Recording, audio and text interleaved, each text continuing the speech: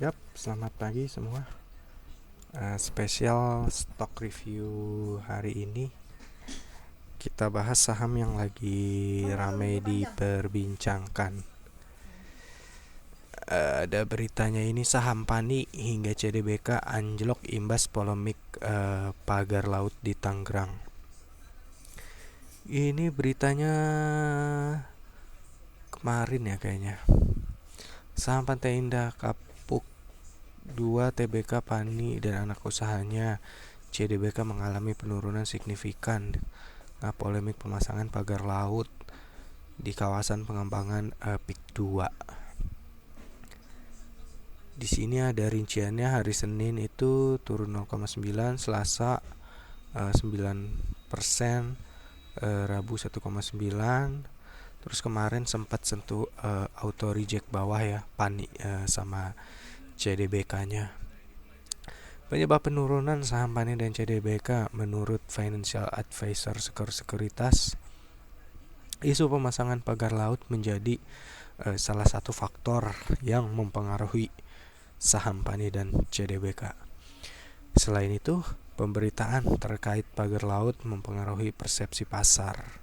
Jika PANI mampu memberikan klarifikasi, membukukan kinerja positif untuk tahun 2024, maka sentimen tersebut dapat mereda. Secara fundamental, PANI memiliki posisi yang cukup kuat. Cadangan lahan land bank signifikan seluas 1.850 hektar. Dari perspektif teknikal, level 13.000 menjadi batas krusial saham PANI. Oke, beritanya kurang lebih cukup heboh ya di berita nasional, baik di televisi, media cetak dan lain-lain, itu mengenai pembongkaran pagar laut di daerah Tangerang ya. Itu menjadi salah satu katalis atau sentimen negatif untuk saham PANI dan CDBK. Untuk teknikalnya gimana? Kita lihat. Pertama PANI dulu kita bahas ya sebagai induk dari CDBK. Nah, di sini saya udah ada gambar ya. PANI itu dari tahun 2022 ini dia sempat sideways, habis itu mulai naik terus ya dari 2000-an nih, 1.700 sampai ke 6.000, 6.000-an. Di 6.000 dia sideways lagi panjang, kemudian rally lagi sampai ke 18.000 dari 6.000-an. Secara teknikal PANI ini menurut saya masih cukup uptrend. Cuma beberapa hari terakhir atau 2 minggu terakhir ini mulai menunjukkan sinyal pembalikan arah ke downtrend. Nah, kalau kita lihat di sini juga udah ada muncul pattern double top, salah satu tanda mulainya pembalikan arah. Untuk teknikalnya juga ini udah mulai, nih dia mulai higher low, higher high, higher low. Nah, ini nanti kita lihat ya, dia target saya sih penurunannya sampai ke 7.500 sampai 8.000. Jika dia nanti rebound, dia tidak mampu melewati level resistance 13.000 dan kembali membentuk lower low, maka terkonfirmasi saham PANI ini udah mulai downtrend.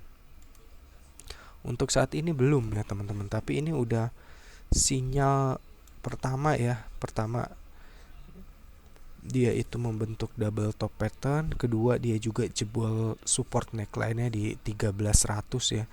Ini tanda-tanda yang cukup perlu dikhawatirkan gitu ya. Nah, untuk struktur downtrendnya ini masih belum terbentuk ya, mulai terbentuk tapi belum terkonfirmasi. Jadi ada peluang nanti seperti ini. Nah, nanti dia akan mantul dulu kurang lebih ke area 12 sampai 13. Nah, di sini nanti akan ada penentuan ya teman-teman ya. Kalau saham PANI ini akan downtrend, maka dia akan buat lower low baru jebol sekitar 7.000. Kita anggaplah ini penurunannya sampai 8.000 ya. Nah, ini seperti ini dia akan terkonfirmasi downtrend. Namun jika ternyata sentimennya itu bisa mereda atau berbalik menjadi sentimen positif, kita nggak tahu ke depan, dia akan berpotensi breakout level resisten 1300. Ya, jadi untuk tren pendeknya saya kira ini masih ada downside lagi. Target penurunan saya itu sekitar 8.200 sampai 8.500. Dari teknikalnya. Kemudian untuk bandarmologinya sendiri, kalau kita lihat kemarin itu ini asing ya. Coba kita lihat. Iya, asing dan lokal nih pakai BK ya. Ada fund manager asing sama fund manager lokal sebagai sellernya ini. Broker-broker big player nih atau fund manager mungkin. Untuk bayarnya ini mostly retail ya, XL, PD, CC, KK, XC, YP. Ini kelihatan ada buangan ya dari big player, tapi kita nggak tahu bandar atau fund manager yang invest. Yang jelas itu ada buangan lumayan di satu hari terakhir. Kalau kita lihat dari tanggal 10 Januarinya,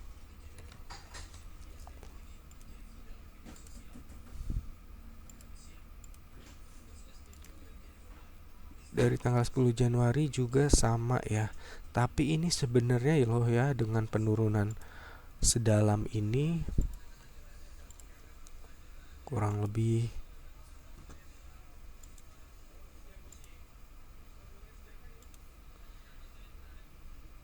hampir 40% ya penurunan PANI ini dari tanggal 10 Januari, artinya sekitar 2 minggu terakhir. Ini penurunannya udah 40%. Namun kalau kita lihat dari bandarmologinya, ini sebenarnya untuk market cap sebesar ini nggak terlalu gede-gede amat ya. Mungkin net sell-nya ini sekitar 200, 300, 400-an miliar. Cuma memang bayarnya ini agak-agak kurang kuat ya, karena dominan retail, XL, XC, PD, SQ, LG, KK. Saya pribadi belum melihat ini ada emiten atau bandar atau big player yang bantu untuk menahan harga PANI ini. Jadi kesimpulannya untuk PANI ini, saya kira dengan melihat teknikal yang kurang bagus, double top pattern, struktur downtrendnya juga ini udah mulai terbentuk ya, higher low, higher high, dia bikin higher low lagi, volumenya juga lumayan besar, bandarmologinya juga ada buangan dari big player. Saya kira untuk saat ini baiknya kita tunggu dulu. Tunggunya sampai kapan? Pertama kita tunggu dia dekat bikin support di 8.000-an dari sisi teknikal. Saya perkirakan mungkin bisa jatuh ke situ ya. Yang kedua, apabila teknikalnya tidak tercapai, maka mungkin kita bisa tunggu dari bandarmologinya, kita tunggu buyback dari big player ya, atau dari bandar.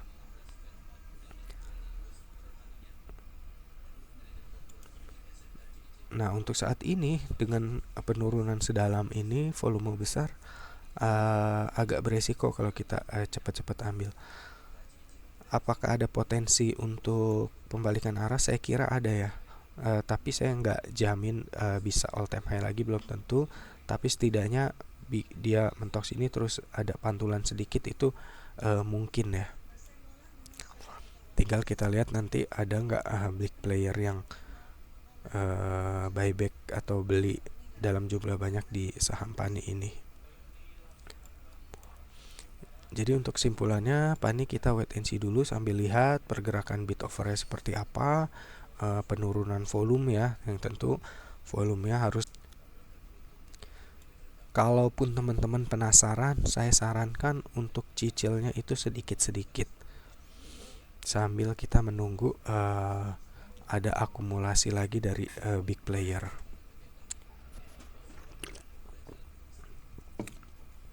Nextnya, anaknya Pani, CBDK. Kalau Pani itu udah 2 minggu turun, CBDK ini baru 4 hari ya. CBDK baru IPO sekitar 4050 ya kalau nggak salah ya. Start IPO-nya auto reject 4-5 kali. Kemudian mulai terkoreksi 4 hari terakhir. CBDK, kita cek bandarmologinya.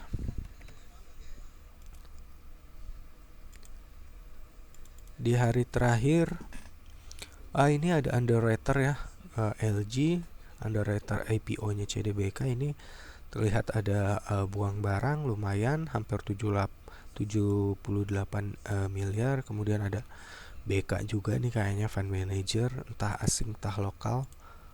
Lokal sepertinya. Ada retail juga XL. Ini ada sedikit lumayan lah ya, ada lumayan buangan di kemarin. Kemudian kalau kita lihat dari 1 minggu terakhir, yes, ini semakin bertambah banyak ya LG-nya, artinya dia dalam 1 minggu terakhir penurunan ini disebabkan salah satunya ini ada LG-nya ini distribusi barang ya sebagai underwriter. Ada indikasi mungkin fund manager, ada juga bisa jadi emiten ya, karena kan ini dia underwriternya pakainya LG, jadi ada potensi juga. Ya pembelinya ini lumayan bagus sebenarnya, KZ sama AK ini, which is itu dia investor asing ya, betul aja. Lumayan banyak juga ya. KZ ini seminggu terakhir hampir 150 miliar, AK-nya hampir 70 miliar. Retailnya masih cukup pede beli ya. Ini ada NIEP, PD. Jadi CDBK ini ada sedikit distribusi mungkin hampir 400.000 lot ya. Kalau dari IPO-nya yang 5 juta lot ini sebenarnya baru sekitar 10%-an ya, artinya belum banyak-banyak banget. Cuma dalam jangka pendek ya agak kurang bagus juga ya kalau ada distribusi kayak gini. Nah untuk CDBK ini saya sama kayak Pani ya, view-nya kita wait and see dulu karena ini penurunannya cukup tajam, disertai volume besar, bandarmologinya juga ini ada cukup distribusi yang lumayan. CDBK wait and see apakah ada potensi mantul. Saya kira ada ya, tapi mungkin kita harus tunggu dulu sampai ada akumulasi balik ya dari big playernya. Kurang lebih seperti itu teman-teman untuk CDBK sama PIK, Pani. Kita wait and see dulu, tapi masih ada potensi untuk adanya technical rebound atau pantulan ke atas. Masih cukup menarik, cuma kita harus sabar-sabar dan teliti dalam membelinya, nggak perlu terburu-buru, pakai money management, jangan langsung all in, jaga juga stop lossnya, jangan sampai kita nanti kebawa ikut downtrend apabila analisa yang kita perkirakan ternyata nggak sesuai. Oke, sekian teman-teman, semoga videonya bermanfaat. Thank you.